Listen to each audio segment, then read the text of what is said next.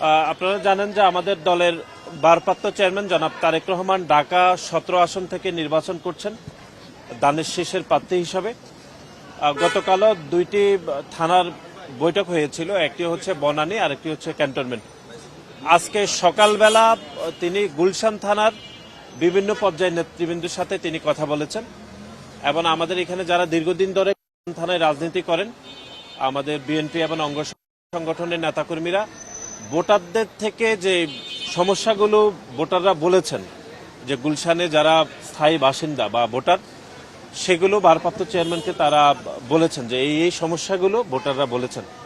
সেগুলোর বিষয়ে ভারপ্রাপ্ত চেয়ারম্যান নেতাকর্মীদেরকে বলেছেন যে কিভাবে ভোটারদেরকে দলের পক্ষ থেকে আশ্বস্ত করা যায়, সেগুলো বলেছেন।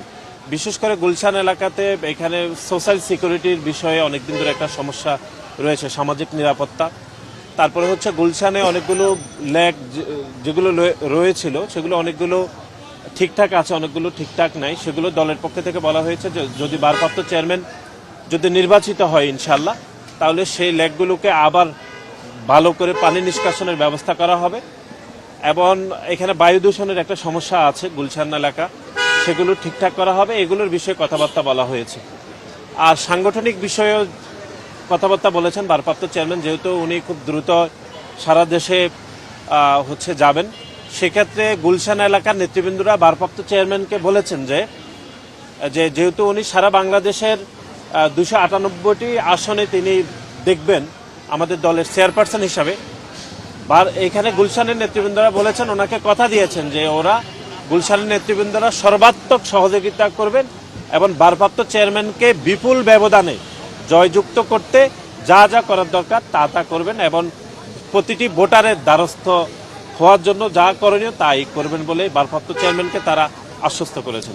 না, এগুলো তো নির্বাচন নিয়ে কোনো সংশয় নেই এবং আগামী 12ই ফেব্রুয়ারি নির্বাচন হবে ইনশাল্লাহ, এবং সেটা নির্ধারণ করেই তো আমাদের যাবতীয় কাজগুলো চলমান রয়েছে। আসলে আজকে নির্বাচনের বিষয়ে এবং ঢাকা 17 আসনের বাইরে আর কোনো কথাবার্তা হয়নি। এর বিষয়ে পলিসির বিষয়ে দুই একটি কথা হয়েছে, সেগুলো ভারপ্রাপ্ত চেয়ারম্যান অ্যাড্রেস করেছেন খুব ভালোভাবে।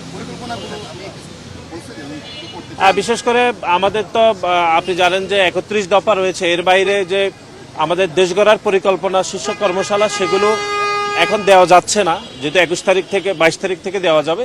সেগুলোর বিষয়ে কথাবার্তা হয়েছে। আর গুলশান যেহেতু বাংলাদেশের অন্য যে কোনো অঞ্চল থেকে এই অঞ্চলের ভোটাররা, আপনারা জানেন যে এখানে একটু ভিন্ন দাসের ভোটার, এখানে সমাজের উচ্চবিত্ত শিক্ষিত ভোটার, সুতরাং তাদেরকে দানের শীষের পক্ষে আনার জন্য কিভাবে ভোটে অ্যাপ্রোচ করা হবে সে বিষয়ে ভারপ্রাপ্ত চেয়ারম্যান নেতাকর্মীদেরকে নির্দেশনা দিয়েছেন।